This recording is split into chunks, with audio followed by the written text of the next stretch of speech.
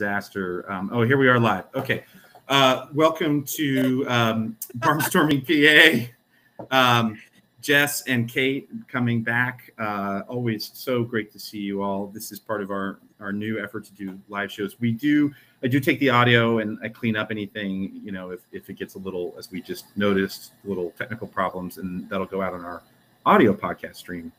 But I'm Jordi Comis. I'm one of the co-producers and co-hosts for Barnstorming PA. Artisanal podcasting since 2017.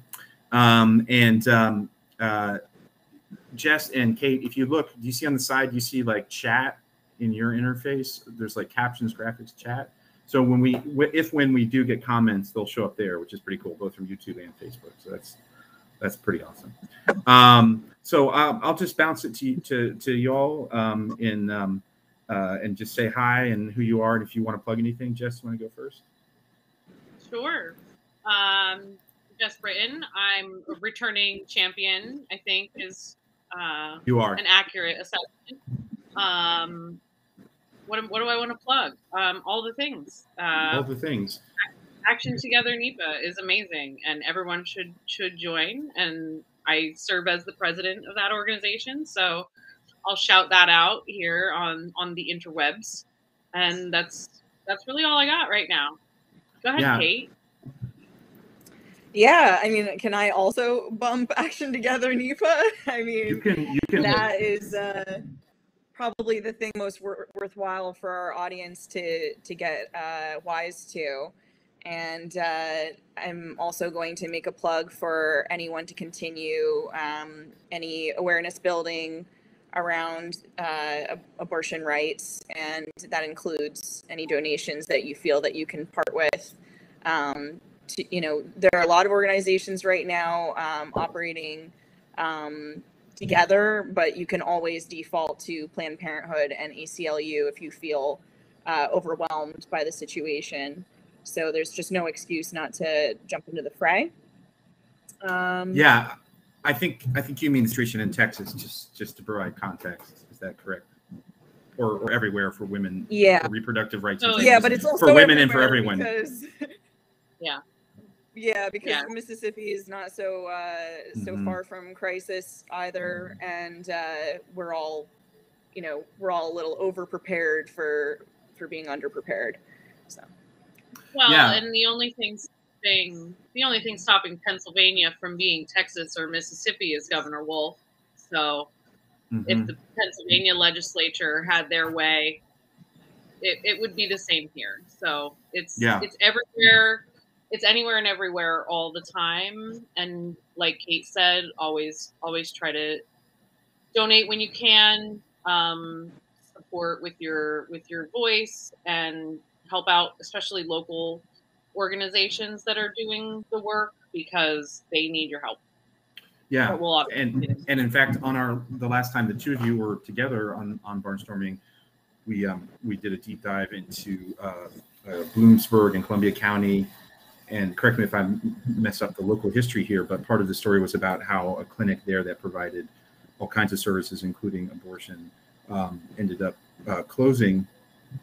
And what popped into my head is, I feel like there's some issues that are sort of like very like the regress. We're progressives, but the regress away is sort of a slow drip. Like my sense of this is somebody who's definitely an ally, but I've not ever been kind of directly in the thick of the fight on these issues, just because we can't always be in all of them, is it keeps getting chipped away, right? And so, like, if you look at national surveys, you can often find 50-67% of Americans who say that they think abortion, should be a woman's choice. But then if you change the question, they're okay with some kinds of chipping away.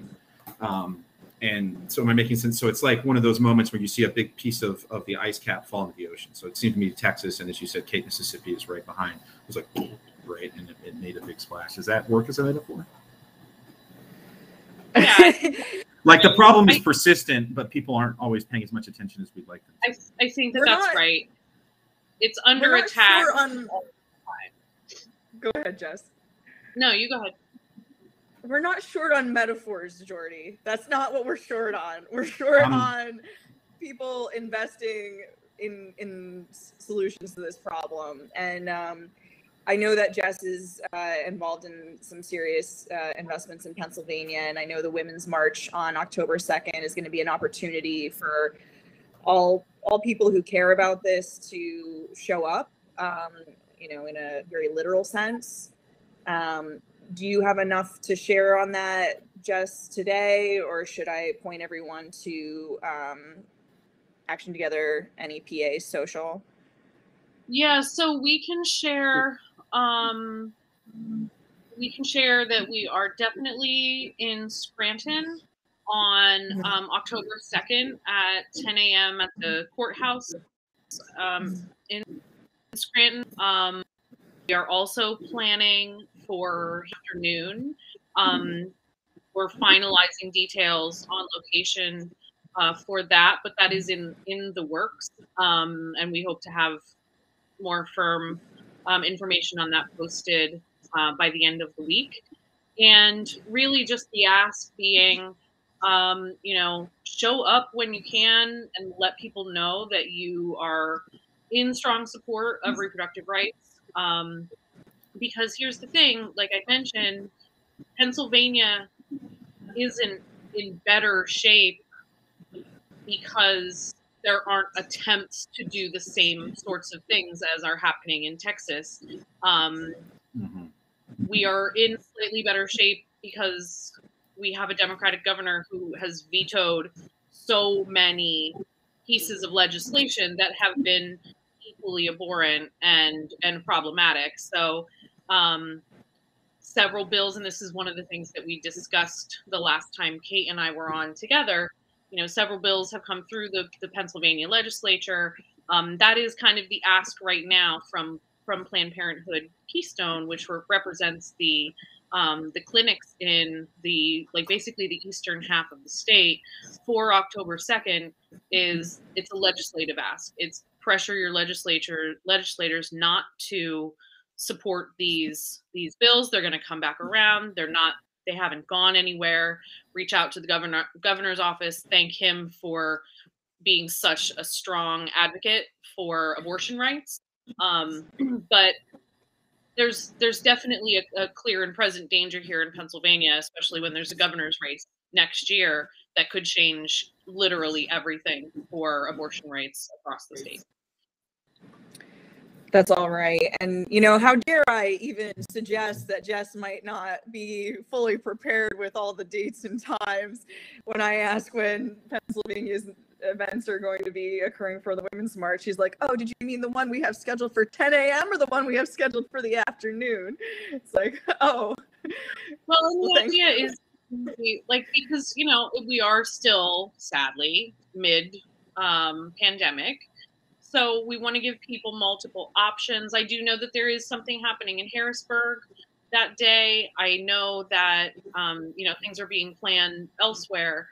I just know that for our purposes, we want to make sure that the communities in NEPA have a few options for where to go. Absolutely. Based on time of day, you know, what their travel situation is. We want to make that really clear.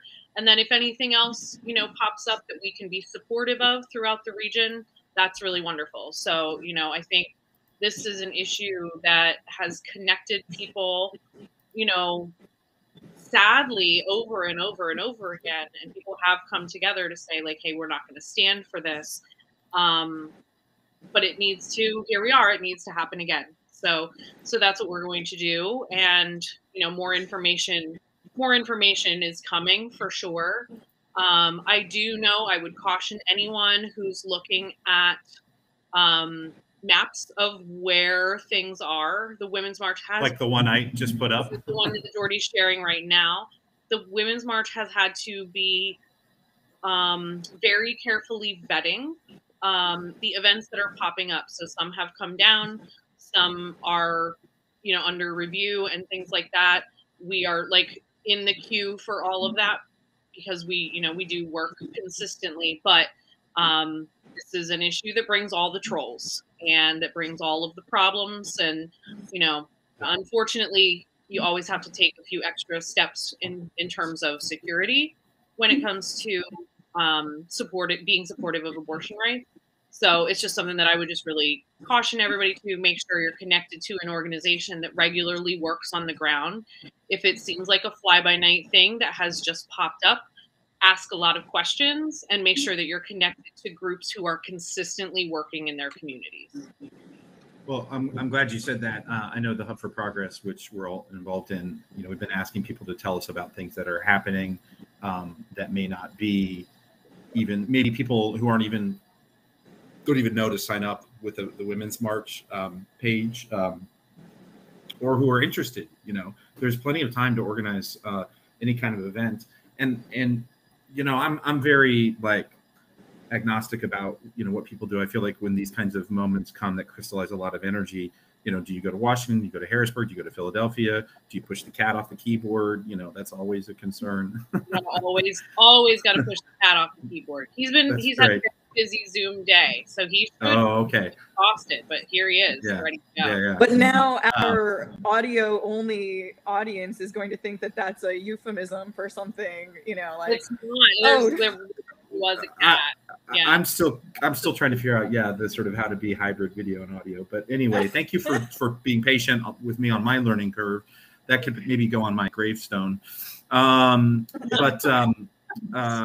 If you're thinking to yourself, you're hearing this or seeing this, you think gee, there's nothing going on in my town, reach out to us, right? It's easy to organize. And I think sometimes some people need to go to the really big event, for themselves, kind of recharge the batteries. But I think it's also as important to have things happening in very small places.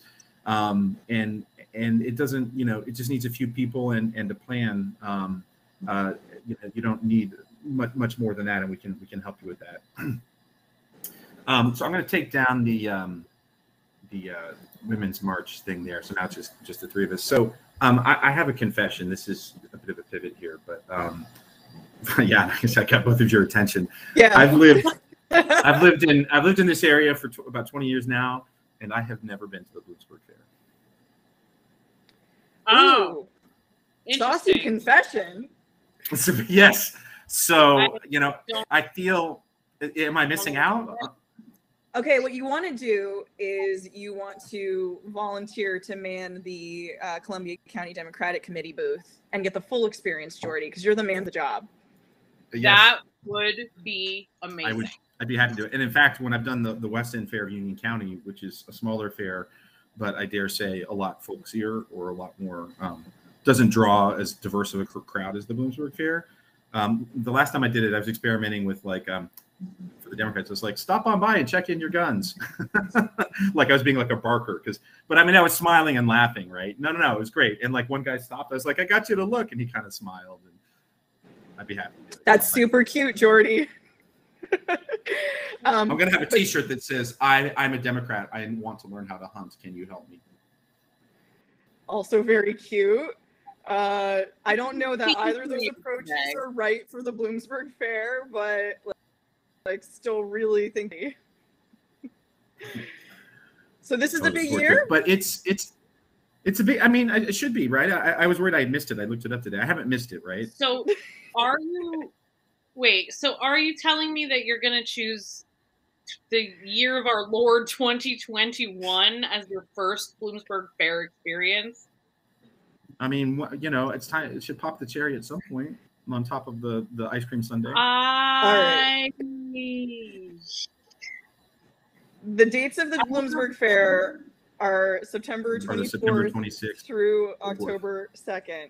So, Jess, I can't read your expression. I don't know it's if because there's screen froze. Or embarrassment, but my expression. So here's what I think my expression should convey. As someone who's an avid lover of the Bloomsburg Fair, okay, good. So you're the right person to talk to. No, I'm not in this moment. Oh, you're not? If I am. Oh. Because that time may be in the past, because now it seems very different. And I don't feel great about it this year because I think, it's going to be a hotbed of Trumpicanism, disease, I think is Oh, mental and physical. Maybe we'll say that. Several kinds of things will be viral, both viral and information. Yeah, and I think like I will not support the two of you suppressing the local economy this way, but great. Wear your mask I need and man the booth, Jordi. Well, definitely. Who do I contact? Jill for the booth? That's a good idea. Yeah. No, don't contact Jill. Jill has nothing to do with that. Jill is preparing for the birth of her new grandbaby. If you really want to do it, I mean, I will. Jill. If you do genuinely want to do it, I will get you signed up. But it's so. Here's the thing. I do struggle with the fact that I don't think they should be having it. Right. Happen at the same time. I feel very conflicted about it. My family has had like a spot at the fair for years, and this is the first year of my life that's not going to happen. So I'm just having some feelings. I'm worried about our volunteers. So, I'll be totally honest. I'm worried about our volunteers at the Democratic booth because it can be really rough. And I think this year is going to be the worst ever. And that's a hard thing to reconcile and be like, yeah, come do it. It's going to be great. I'm genuinely struggling with it. Yeah, I hear that.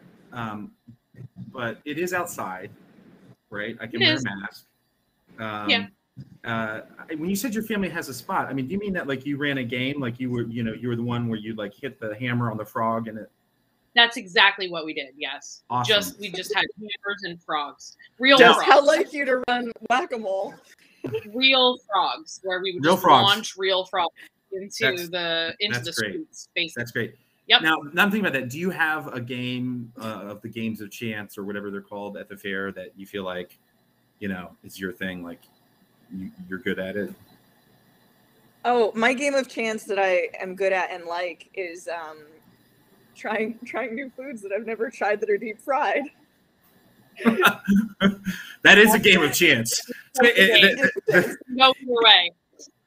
The one it's that's not good like, odds.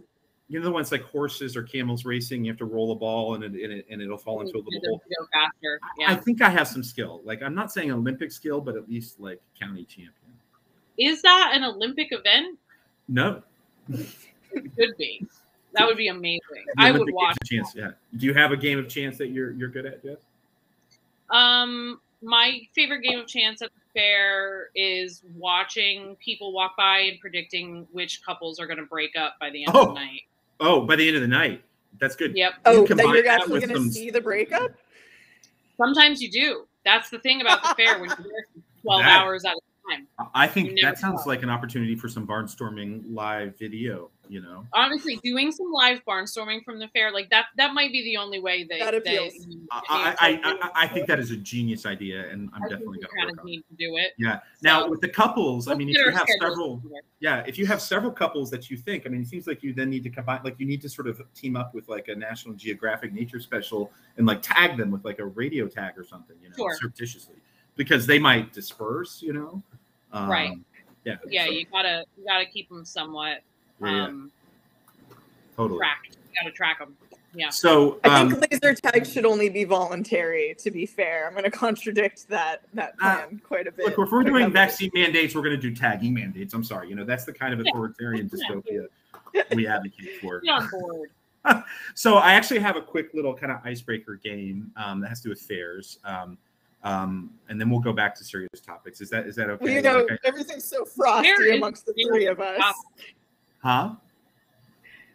Everything's so fraught. Well, I mean, Texas and abortion, the assault on abortion and women's rights and freedom is so heavy. I feel weird sometimes. Like when the show was just like me and a couple of people at my house drinking, it was sort of seemed easier. But now I feel like, but we need to do this, right? We need to laugh a little bit. Let's do it. My policy is that we have to laugh about this or we'll all cry or go insane. So I'm down. So this game is kind of a variation on the, when you were like in high school, maybe it's like the kiss kiss, marry, or sleep with kind of thing, like that kind of a thing. But it's about fair foods, actually. Another cute moment. Go on. Cute moment. Yeah, it's gonna be about fair foods. So I'm going to give you a set of 3 fair foods, and there's no point scoring here. I'm going to make so many jokes right now. We haven't even started the game. Go ahead. No, that's great. So for these fair foods, there's going to be 3 of them. There's 3 sets of 3. So we'll get through this 3 times. So you're going to say which one you have eaten or you would happily eat, which one you would eat for $100, and which one you would never eat. Okay. Yeah. Okay. So so that it's the one you really, really like, the one you could be bribed to like, and the one you would never want to eat. Okay? Absolutely never. Okay. All right. I'm ready. Totally ready. Okay. So here's. I live for this moment. I've been preparing for this my whole life. Go. Okay. So many hours at this fair. So, and now this is not just Bloomsburg Fair. I did extensive research of fairs across the United States. Okay. So the first set: hot beef sundae, fried butter, or cookie fries. French fries, cookies in the shape of a French fry that are deep fried. Do I need to repeat them? Jess, would you like to go first? Hot beef sundae, fried butter, and cookie fries, which did win an award in Texas in 2015 for most innovative dessert. Okay. So you didn't restate which was which category. Well, you're going to pick. Yeah, so that you have eaten or would happily eat. Okay. Right? Would eat for $100 or would never eat. Okay. But I think it's really important to clarify, because I think if people don't know, should I go first? The hot beef sundae thing. You want me to explain them?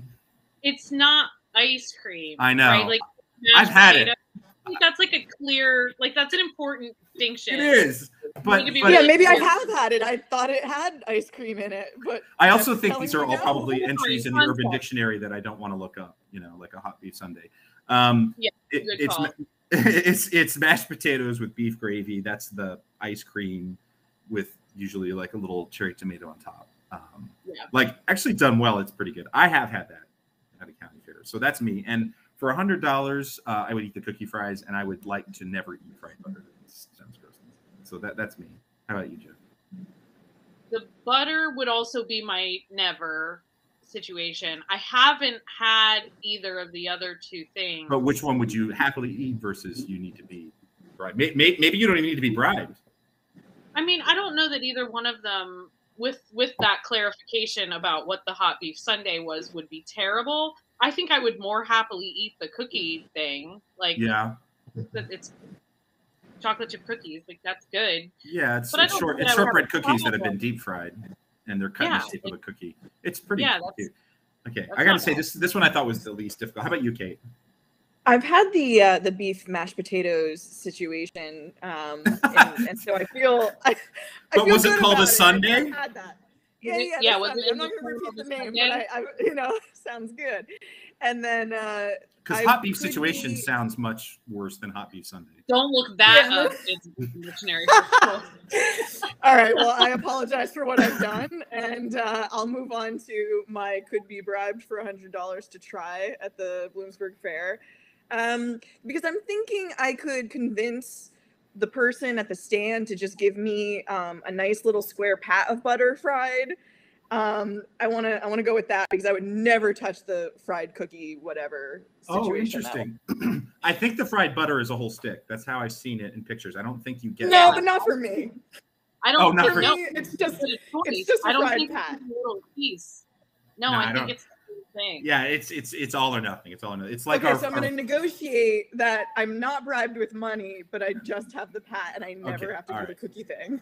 No, I think that's disqualifying. I think exactly. I agree with Jess. Okay, well, you 2 are the winners of this game, and I. There's no winners. There's no winners. It's just fun. Well, everyone's a loser. I feel like I won because I don't think I'm gonna have. I don't know. I mean, a good hot beef sundae is pretty tasty, actually. Or a winner. I don't know. It's all about your perspective. Yeah. What's your here's the next set. A pickle corn dog, which is a corn dog. It's like corn dog batter and then pickle and then hot dog. So you somehow hollow out a pickle, cram a hot dog in there. You with me? I mean, are we with you? I mean, do you understand me? Corn dog beer, which is beer that is the flavor of corn dog. And the third one, I kid you not, is a grilled cheese with fried maggots in it. Fried. Nope. Oh. That's no. We're not doing that. That's a hard no. That's a hard no. Okay, how about for $100 no. between the corned beef, the corn For dog? $100, I try the beer. You tried the beer for $100, and you would happily eat the pickle. Is that the same for you? I feel like really happily. I don't know. I mean, maybe. Like, I don't know that would be bad. Like, you put relish on hot dogs. No, I actually thought that one sounded pretty good. I was like, that's. Yeah, I think I would happily eat a corn dog situation. I'm pretty sure I've already had that beer thing. I was gonna say situation. I realized I just infected you guys with calling everything a situation. I am sure that corn dog situation is an entry that we don't want to look up. But that beer, I think I've had that. So really, the thought of a beer with the flavor of meat. That's for me my never. I would eat the grilled cheese over that because the worms are crunchy. I mean, they're just a beer that's blunt. Yeah, right. So what's an extra worm? Okay, should we move on to the last set? Still a big no. Still a big no. No, that's gonna be here's the last no set for me. Okay, I mean I'm not pressuring you. Promise this is the last set. your mouth, your choice. You know. No, Jordi, that's not what we meant by flipping it on its head and making it funny and ice breaking our stress around abortion. I think maybe that is not how we do it. I should look for another. Is that cadence spoken by a dude? Oh, really? Oh, okay. Yeah, because it's always something sarcastic, and I know that's not how you meant it, but it does, and you don't want me to be mad at you. No, I don't. Or madder might be more appropriate. But in Spain, there really is one of those ice cream novelties. The on a stick. There was one when I was a kid that was a foot. It was like pink ice cream foot with gumballs for toenails. And I just keep thinking that I'm eating my foot a lot. So anyway, okay, here's the last set. A Krispy Kreme. Yeah, a Krispy Kreme ice cream chicken sandwich. I will explain that one. Deep fried watermelon or Spam curds. So the Krispy Kreme is like a Krispy Kreme donut with a slab of ice cream, like you would make a Krispy Kreme ice cream sandwich, but then a piece of fried chicken stuck in there, like a breast. So that's the first one. That's just one thing with 5 foods in it.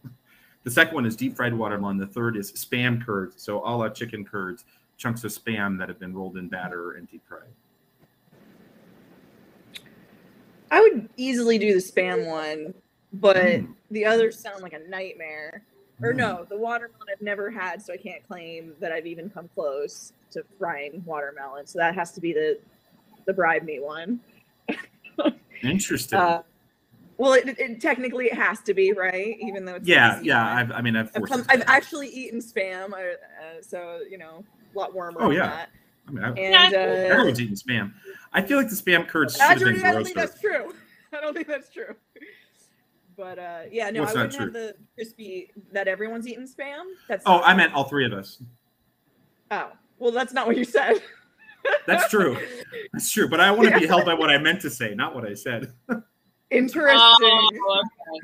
Wow, we should really talk about that top of. Can I have more privilege, please? Yeah. If you could just get ahead of another line, that'd be great. Okay, Kate, continue, because I have weird feelings about all of this.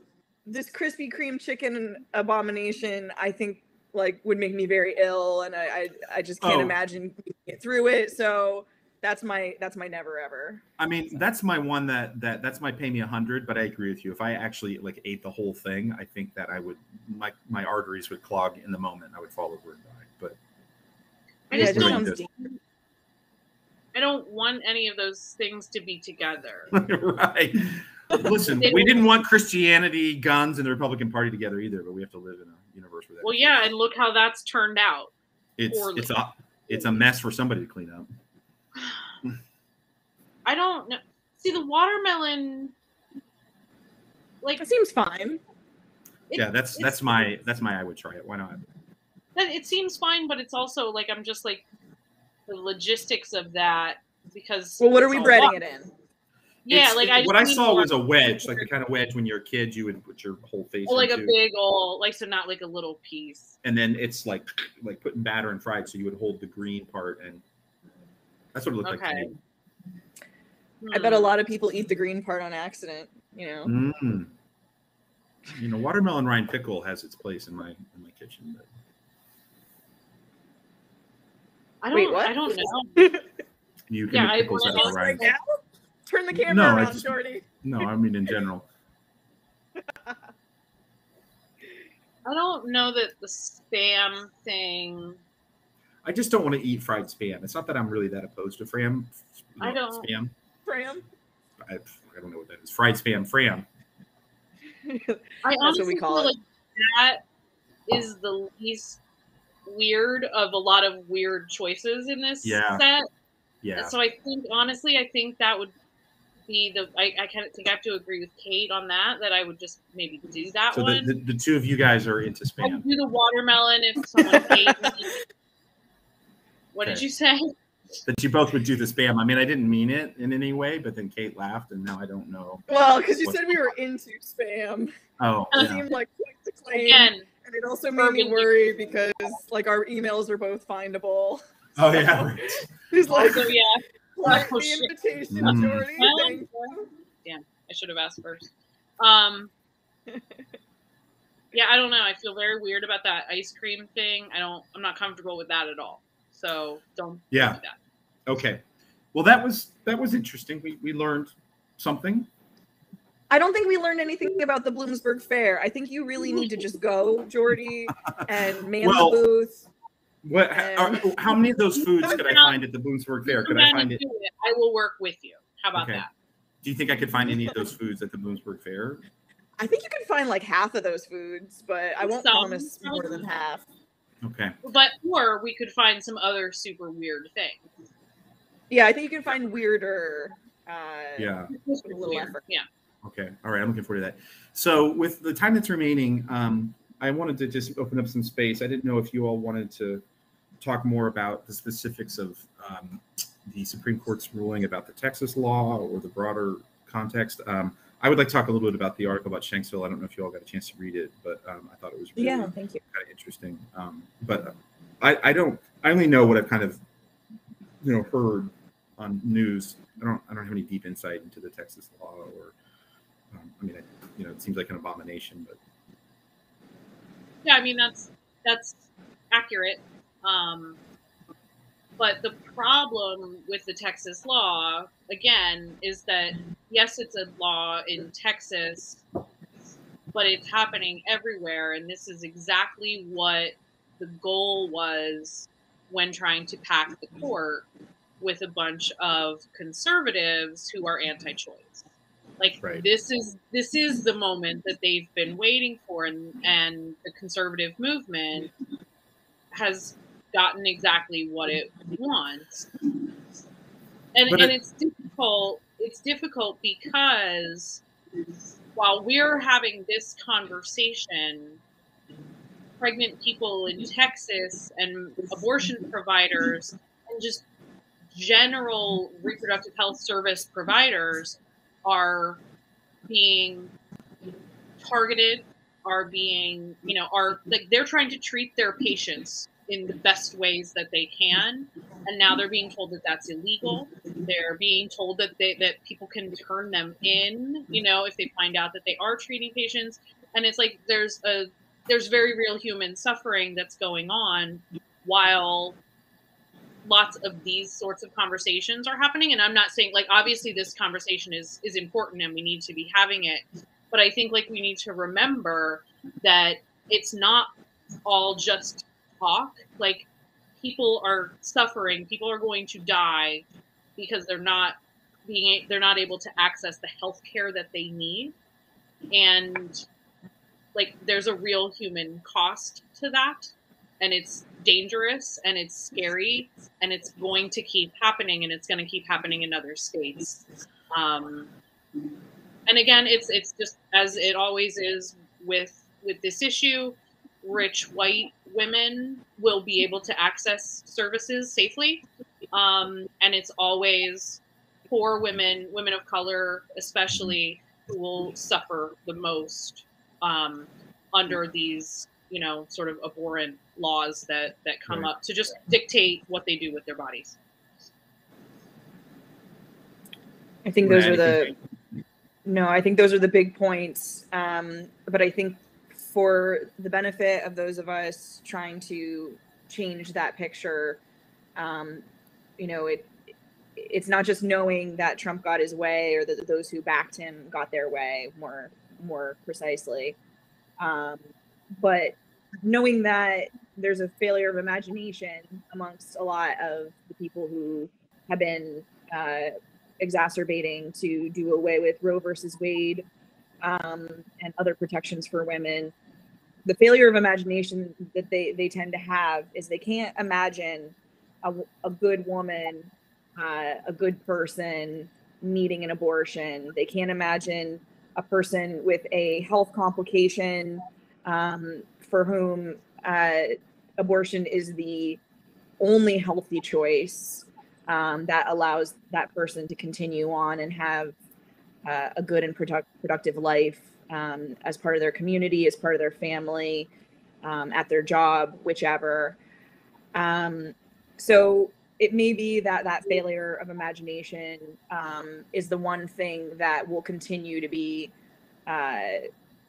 fighting in the discourse.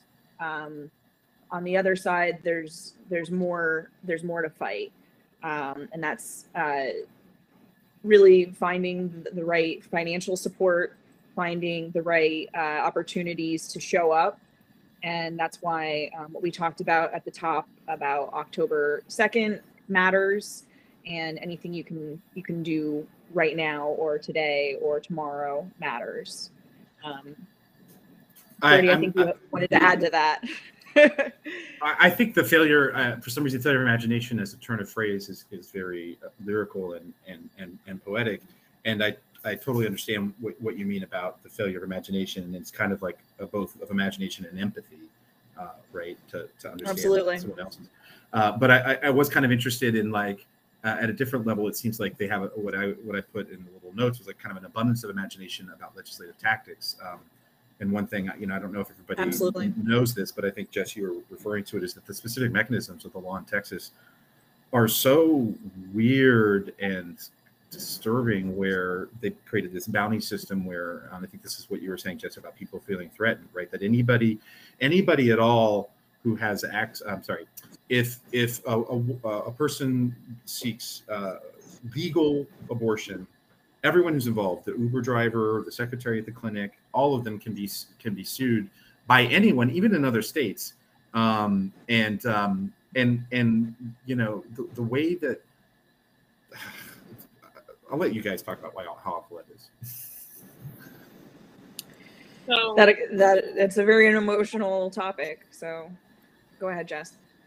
Yeah, well, the first thing that I want to say, and I know that this is not intentional, but I think we do have to be just aware of it. Like, we don't want to exclude anyone from this conversation. Like, we need to just be really cautious about the language that we're using too, because non-binary people, can be pregnant and seek abortion services. It always turns into another reason to attack trans women. Like, just any kind of access to sexual health services is just like always worse for anyone who's gender nonconforming in any way. So I just kind of want to highlight that, where that's a population that's always, always, always under more threat, just from the same sorts of people who would turn any single person in for seeking abortion services. Like, these are all the same people. Like, the Venn diagram of those groups is a circle, Yeah. And that's the reality. Like, it's scary. And like, here's the thing, like, part of the problem is that there is such a stigma to seeking abortion services, so that's part of the issue. But your medical decisions should be private. So, like, it's complicated because there's a stigma around this particular procedure, but you also should be entitled to your privacy. Your decisions should be between you, your family, and your doctor, and just you and your doctor, if that's what's more appropriate, because all situations are different. But, it adds like such a layer of like an unfortunate and totally unnecessary layer of shame and fear that doesn't exist if you go for an appendectomy. You know, like it's just it's a medical procedure that, you know, you're doing because it's what's best for you at the time. And the fact that it comes with the judgment of the guy in the pickup truck, and I'm stereotyping for a reason, the guy or the woman in the pickup truck who sees you walk into the clinic and thinks that they're the arbiter of truth and justice is like so horrifying and such a violation of privacy that it should make everyone sick. The fact that like that's a thing that can be happening. It's absolutely right. I was going to say, I think it also, the ways in which this law, in particular, the way it's written, that it deputizes all these people to imagine that they have a legitimate, you know, there's this statement, not that I'm a lawyer, but standing in the court, that they have standing to weigh in on this. You know, I want to say two things about that. The first is, and I'm a month in I saying this, but like trying to imagine myself as a woman, it's like, that says that like, everything else that's a medical decision is the same for everybody except for this one thing, right? It's so obnoxiously saying you're a different kind of citizen. And so when we talk about all people being equal, there's a huge asterisk, right, in which you can put all of the women or people who get pregnant. The other thing, I think that's an important point. And okay, go ahead. Yeah, so I'm this close to getting my mansplaining award of the week. The other one, not at all. The other one is I think that there's a kind of really pernicious and troubling mindset that runs through this, and it runs through the resistance that was out there around certifying gay marriage by county clerks. And I see it in Lewisburg, and tomorrow actually I'm bringing up the human relations ordinance again, and I'm expecting pushback from local conservatives whose argument is something like this: what you want to do is a violation of my beliefs, and therefore it's a harm to me, right? Yeah. So you two people who are queer or gay are getting married, somehow that affects my marriage. And does that make sense? Like, that's how I see it. And this thing that like I'm in Missouri and somebody in Texas is getting an abortion, it doesn't affect you, man. Just step the fuck back, you know? But somehow we're saying, and it's this weird, it's where America gets, in a way, I don't know if fascist is the right word, but it's like marrying an authoritarian impulse of the government telling you what you can do with this fucked up mythology of the Western posse, right? Like, we're going to get a posse and go out there and fix this and take the law into our own hands. And literally, we're taking the law into our own hands. So those are the two things. No, those are both really important two things. And especially your first point about being the arbiter of, you know, I decided this is not, you know, this is not okay. And now I get to have the law on my side. This is not just a tool against women who might have an abortion. It's not just a tool against women considering abortion. It's a tool against every single woman and every single person who's not a definite man who's completely adhering perfectly to every standard of what this law or this legal situation would allow. So this is a weapon that could be used against, you know, a woman that you don't like and you want the community to think has an abortion. Oh my gosh, this is a tool. It's totally true that if you wanted to use this as a weapon against someone that you didn't like for, you know, personal reasons, career reasons, or any reasons, it could really mess up their life. They could have the police on their doorstep. They could have, you know, a $10,000. Excuse me, sorry, I get a little emotional on this. No, you're so right. It's the prologue to The Handmaid's Tale. Well, you know, and like we haven't even really gotten into like the fact that this is like a domestic abuse situation, like that, like this is an abuser's dream of like, if you don't do what I want you to do, look what I can do. I can get you arrested whether you had the procedure or not. any of those things, like just the accusation, right? Because bullshit weight, and it's so many levels of like I hadn't power. How the fuck does anyone know who got? That's what I just realized. Like, what is it like? I saw you go into the clinic. I mean, the only way to know that it happened is for the clinics to post a list of who got the procedure. Like, did they even think? And that doesn't happen. So hearsay would be enough. Oh my god. Yeah. I don't like you would be enough. I don't like you. You left me. Like, that's another situation that could definitely be really problematic. And I just think like the layers of ways that it's just perpetuating abuse against women. It like we barely peeled the onion. Like, it's so bad in so many ways. I mean, I also want to say that in terms of who it affects, and you know, I hope I understand as a straight cis guy that I'm pretty much at the back of the line. But you know, for my daughter, and I hope she never hears this, like, as a father, I want her to have as healthy and full of a sexual life as she can. Like, that's part of my values. And you know, if she were to be living in Texas, like, that would be a worry for me, you know.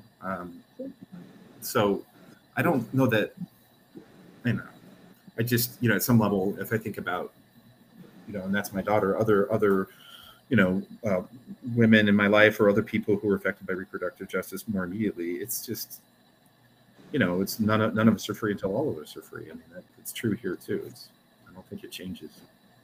Yeah, and you know, because the other thing is, like, there's no chance at all that this does not affect the other sexual health services that are provided by clinics and any facilities that also have performed abortions. Like, that's something that you see at any abortion clinic at this point already, where anyone who's walking in for any reason is accosted and instantly judged. Like, you can literally be walking in to pick up a prescription and people are going to shout at you. Like, so that's already a thing that happens before you even get in the door. And so, beyond the experience of being a client at one of these very important providers, the experience of the providers is definitely degrading in this. And I mean, that's a very scary thing. We know that finding people who are willing and able to provide reproductive care in any situation, let alone in an operation licensed to provide abortions, is really challenging in America, everywhere. These are difficult services to access, even in cities. So this is not a rural Pennsylvania problem. This is an American problem, and that's something that really scares me to kind of amplify what Jess was describing in terms of the ability of these providers to continue to operate and the clients to continue to go. It's not just an environmental problem, like, you know, it's not comfortable. It's also that there may not be very many doctors. Yes. I mean, the thing that I noticed about the Supreme Court's decision, which, as I understand it, was a very kind of narrow decision. It was basically saying, we're going to let the Texas law stand because it's not clear who we would tell to not enforce the law. That was the evil genius and the sort of evil kind of imagination in this law because of this mechanism using privatized citizen bounties. Courts would normally tell the governing body in a state, be it the governor or Department of Health, whatever, don't enforce this particular law. And in this case, they're like, well, how can we tell? You know, there's no clear person. So what I wanted to sort of throw out and see what you all think is, this is something that, you know, I'm going to say it with more conviction than I necessarily feel, but just for the sake of the discussion, is I actually find conservatives and anti-choice forces, especially the strategists behind this, really cowardly. Right, because they think they might lose on a straight up, you know, Roe v. Wade, good or bad. So they keep chipping away at these technicalities and this bullshit about, late term abortions, and even I read the other day that the fetal heartbeat thing that gets thrown around in the media is also a real perversion of what we know about biology. And it's like, and I'm going to say this on purpose, man up, okay? Just man up and come out and let's just have an honest fight in America about this fundamental question, right? Do people have that right to privacy and that right to this medical service? And stop chipping around at the edges, and because they're afraid. They see the polling. They know that actually there's often a majority of people who believe in the basic right, but can be swayed on this chipping at the edges.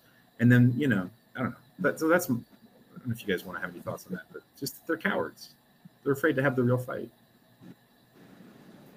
Well, and I think the fact that there's such opposition on the right to attempt to codify abortion rights in any way, and the fact that there is so much reliance upon the courts, like these laws, like they're called trigger laws for a reason.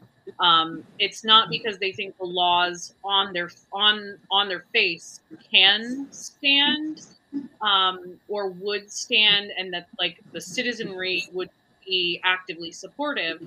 They know where these laws go as they get appealed, and it's all a calculation based on who's on the bench where, right? So that's why so many of these have been introduced in the last few years, because more conservative judges have been appointed at the federal level, at all of the federal levels. So I think that it is important to note that like this is a strategy not to convince Americans, not to convince voters, not to do any of that. It's a strategy and it's a tactic to get to that point in government that, right, bizarrely, the way that our system has come to work, has all the power just by saying we're not going to rule on this and ignore all of the precedent that does exist. So I do agree, like it's so disingenuous, but it's, the sad thing is,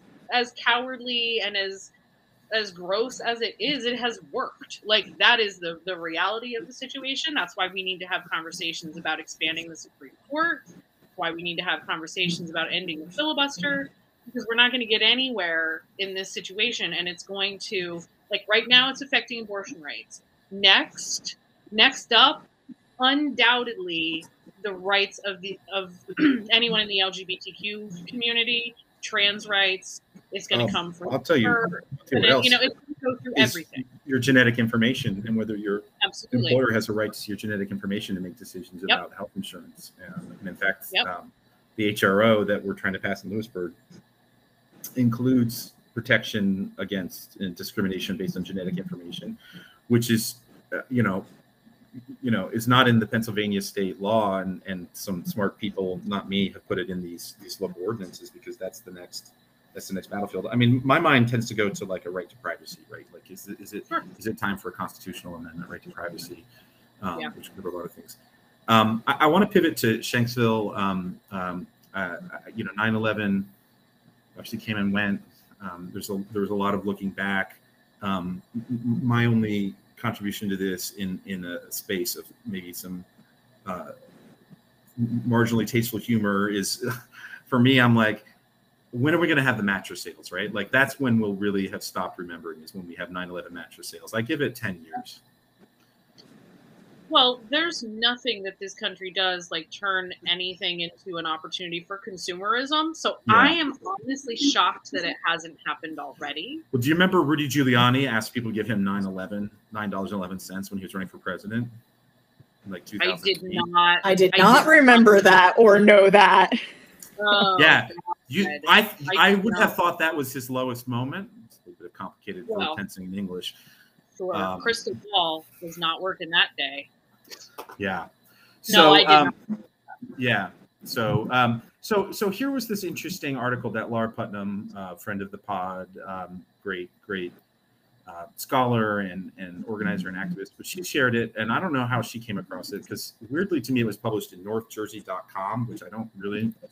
I'm a subscriber to northjersey.com. Yeah. So the only thing that I thought, because I noticed that and I thought that it was a little odd at first myself, right. but the plane flew out of Newark. Ah. I think is the connection. That's the connection that I got to. I don't know if that's accurate. It seems like we've interacted a little here with the reporter on Twitter. Just so maybe, maybe ask him if that's why he specifically was covering it. What a great idea. What a great use of Twitter. One of the things I like about Twitter is often, you know, Beyonce won't pay attention to me, obviously, but, you know, there's an awful lot of journalists. Yeah, exactly. And smart people, you know, like I've been amazed with Twitter. Like I just ask people like, hey, what's up with that? So I think it's Mag is the writer's name. Yeah, something like that. So the gist of it is just for people, you know, who might not have seen it, and I'll try and put the link in the comments if I can. But talking about all of the things that the people in Shanksville, PA did where Flight 93 crashed, and all that they've given, and how the needs of the town and the community, the people there, have been pretty much ignored for the last 20 years. Did you know any reactions from either of you all about the article? It did stick out to me when he describes that the sidewalks are in more disrepair than on the day of the crash, and that so many national resources have been poured into different elements of the investigation, but that the town hasn't necessarily seen investment. It was almost easy to picture the town when he started describing those elements. So that was the piece that resonated the most with me. Like the last church elder from any of the churches that are located in Shanksville moving out. Yeah, for sure. Yeah. And I think what registered really for me was like just the trauma and exhaustion that these people have lived with for 20 years, where it's constantly, you know, I think in the beginning, and like this is what, you know, they talk about in the article, saying, you know, there was a memorial that grew very organically and locally, and they had a connection to it, and they could tell sort of the story of the town and how the town was involved and how the local first responders were involved and all of that. And that over time, like that weariness, like just went on and on and on. And then it, you know, turned into this sort of like, it, you know, this bizarre sort of tourist attraction in a weird sort of morbid way. And I'm not saying that people who go there are not genuine, like that's not what I mean, but like if you're living there and you see like this big piece of our town and this trauma that we all experienced together has now like turned into something other than that, and that there's like a disconnect to it, and like just the exhaustion of like the people who were just like, I just can't talk to another reporter, I can't do this again, it's August, I know why you're here. Like that sort of like weariness of having to do that every single year for 20 years really came through in a way that I thought was really moving and really sad. Yeah. I wanted to share one passage which I think captures some of that. So this is from the article. Other people came to take. Journalists came. They wanted Donna's tears, every impolite detail. Where did she stand when the plane came down? Did she feel the earth shudder? Did she see the horrible things? They took Donna's sadness, consumed it. They used it to write their stories. They never came back. Politicians came. Mike Pence, Joe Biden came 3 times. Did they look out the black windows of their black SUVs? Did they notice Shanksville's broken sidewalks, whole sections reverting to grass? Did they fix them? No. The sidewalks look worse than ever, an embarrassment to the town. Yeah, I definitely, I mean, it does also capture that kind of generosity that people have in these towns, you know, of like, it started with, you know, there was nothing there and people were just flocking to see this place where there was this incredible, in fact, there's this, you know, it just hit me, this beautiful moment of the kind of like selflessness of the people on the plane who fought the terrorists and brought the plane down, matched with a different kind of, you know, a less intense, but a selflessness of the people there who wanted to help the people coming to visit and who were stumbling around in the dark. You know, I know in some other spaces like Kristen, who's a facilitator for the Hub, and Penn and I have talked some, but it's a theme that we've talked about before, but it's, how do we talk about kind of some of the progressive values that I think are important, which are about supporting each other, but in ways that resonate, like locally, like we were talking about, healthcare, and it's like saying to people, in rural PA, like, well, Sweden has universal healthcare. That doesn't mean anything. But if we can say, like, look, we know how to take care of each other. Look what we did in Shanksville, and shouldn't those people who are giving so much, shouldn't they, it's not right that they, come home from work and don't know if they're going to be able to buy their prescription pills or whatever. Yeah, and I think just like the fact that, and I'm not saying that there aren't these people out there going back to the asking for the campaign donations of $9.11, but like nothing that they were doing originally, and even the ones who like did help in terms of getting like the federal funding and the process going for the monument that exists now, like it wasn't like no one seemed to be asking for anything for their own personal benefit, but just like, hey, but our town is really suffering and really struggling, and felt like literally, I mean, no, like pun intended kind of, but like literally felt the impact of what had happened and had dealt with the ripple effects of that for so long.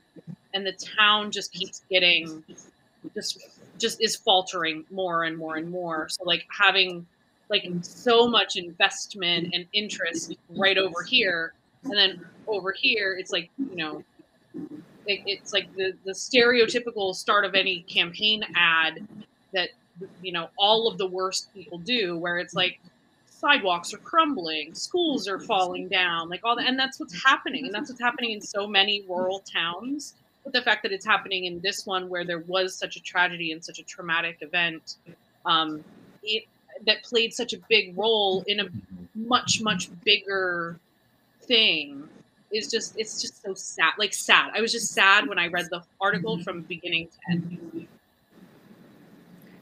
Yeah, I agree. I think acknowledging that investment in communities is the heart of progressive values, acknowledging that figuring out a way to make a good life for everyone, even in a small town, wherever people are really living, giving them the right resources and support. And so for Shanksville, if it means some basic municipal infrastructure funding, if it means something that their schools need, not all of that is outlined in the article, but we kind of have experience from, our background in northeastern Pennsylvania with, we can very, very readily imagine where those lapses might be. So it really does kind of hit your heart that way, for sure. Yeah, for sure. And, I think it's also interesting, like the writer does a good job of, I don't know him at all. I just saw it on Twitter. I mean, Laura suggested it, so maybe she knows him, but like he is one of those reporters coming, and I think he did a really good job as a writer, kind of threading the needle of trying to tell this other story. But like we have this whole like media, this culture of media and information consumption that's voracious and wants to be fed. And it's been strip mining this town of their experience and their sadness and not giving back in similar ways that we've seen other kinds of extraction go on. So that was just also very poignant. And so even though it was kind of, it is like, I'm not sure what your words you all use, but it's like disheartening to see like another Shanksville, like how many Shanksvilles, this doesn't sound awful, how many Shanksville didn't have a plane crash and don't get any attention? There are hundreds and hundreds in Pennsylvania. Oh hell, where was I going with this? Well, I would say that when we debated as a country what military actions were appropriate, what were the right response to 9/11, and as we re-debated that same question for many years, it often at the beginning seemed like we had more questions about whether we were sacrificing something on the home front, right? As we made different military choices. And I do feel that maybe that part of the conversation was less emphatic until very recently. So I think you're being too polite. I remember George W. Bush saying, "Just go shop. If you want to help America, just go shop." And a lot of people were like, "I was really looking for a way to serve or give blood." I never know. That's kind of a separate point to me, Jordi. Okay, but right. I will say that the question of did we invest in ourselves and in our communities to be strong? This is a case where it looks like we did not, and that's fuel for us in our efforts moving forward to realize that that's a missing piece, and we still have to crack it. To make what I want to say, and then I'll hush after this and let Jess have the last word, is like, to me, what I appreciate about this is it's just much more honest than a lot of looking back, right? Because it was about all of this, what we've already said, but like the sadness in which you're saying, Kate, the lack of investment and support of this community there, and their selflessness all along. Jess, you get the last word. Yeah, and I would just say too, like, but it's, it's the direct result of 24-hour news coverage and clicks, clicks being so important and all of that. And the fact that, like, there is so much, like, sadly, there's so much, like, trauma and tragedy, like, porn that people from Columbine 25 years later, like, have still talk about how they struggle to tell someone where they're from.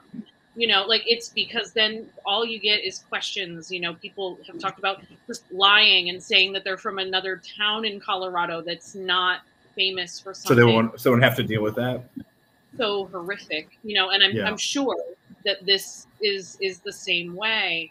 And it's just a mindset that, and this I don't have a solution, unfortunately, but it's just a mindset of, like, being entitled to other people's suffering and pain, and a sense of, like, I think entitlement is just the word, where, like, people don't need to share that with you, like, and you don't really have a right to ask. And I think that is sort of, after 20 years, why so many of these people have just grown so weary, and who don't answer the door and don't answer the phone. And, like, please, can you just leave us in some sort of peace? You're not going to help at all. So can you please just leave us alone? And that's, like, the really sad thing about something that maybe could have been, like Kate said, like, an opportunity to bring people together and to capitalize isn't the right word, but to, there's a really good word in Spanish, aprovechar, which means to make good use of, and this is exactly the kind of place you want to use it, right? To make because there was an opportunity for that, and I think with different leadership, and that's a whole other conversation that we don't have time for. Like, maybe things could have been different. Maybe they wouldn't have been. I mean, who knows? It's counterfactual, but this is how it's gone, and it's heartbreaking and sad for the whole town. And it's sad for the country because they keep swooping in and doing the same thing.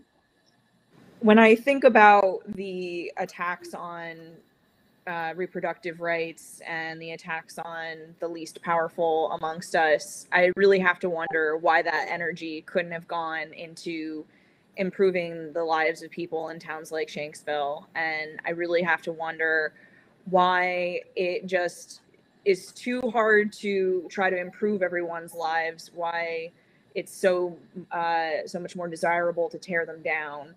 And so I really want to meditate on that for what's left of 2021, and look for opportunities to flip that script. Well, thank you so much, both of you all, for taking time out of your Mondays. I know you're super busy, and if you're still listening or watching, please check us out on Facebook, YouTube. I think I'm going to try and add Twitch next week. I've heard that's a thing where you can find people.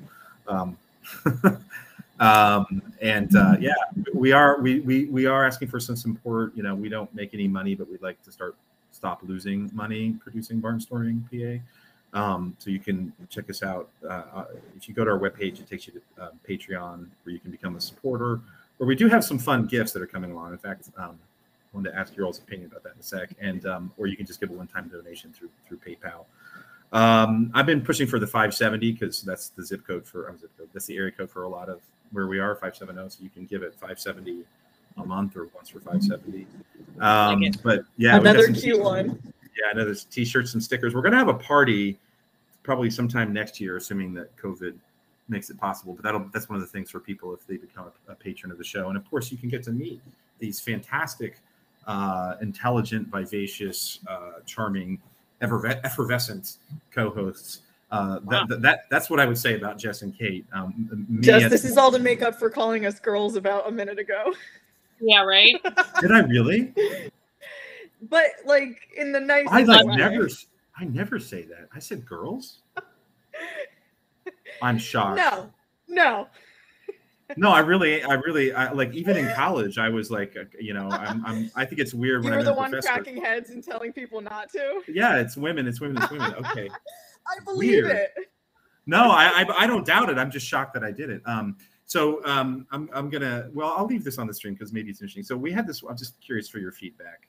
So we had this one idea for some things that we would sell that's not really per se about barnstorming. We just thought it was like clever and maybe we could sell them. So if you go into like Etsy, there's all kinds of like stickers for all kinds of things, right? And like the people who hate Biden, like as soon as Biden says something, there's already like 100 stickers on Etsy or t-shirts about whatever the gap was. But Taylor and I had this idea of like kind of a slow burn, kind of almost like a kind of surrealist dig at the NRA, the National Rifle Association. So like their logo to me is pretty distinctive. It's the eagle with the guns and its talons, and it says the National Rifle Association. So we're thinking about taking that and then just slightly changing it, right? So for example, it might be the National Riffle Association, RIFFLE, which is riffling, is to thumb through a book, or the National Raffle Association. We'd replace the eagle with like a lottery ball, and that's all it would be, right? It's just that. And that I'm not sold on that, but. You can keep pursuing it. Jess just liked it so much she cut off the video. Right. And the other one was the National with the riffle. Yeah, or the other one, I like National Raffle. I think that's my favorite. The third one was National Radish Association, and the eagle would have some radishes in its talent. That one's a little funnier. No, you like that one best. Okay, all right. I mean, Jess, are you there? Do you have any feedback? It's dead silence. she totally does not. Finally had it. All right. Well, thank you again. We'll keep on workshopping it. All right. Okay. I'm here for you. Oh, thank you.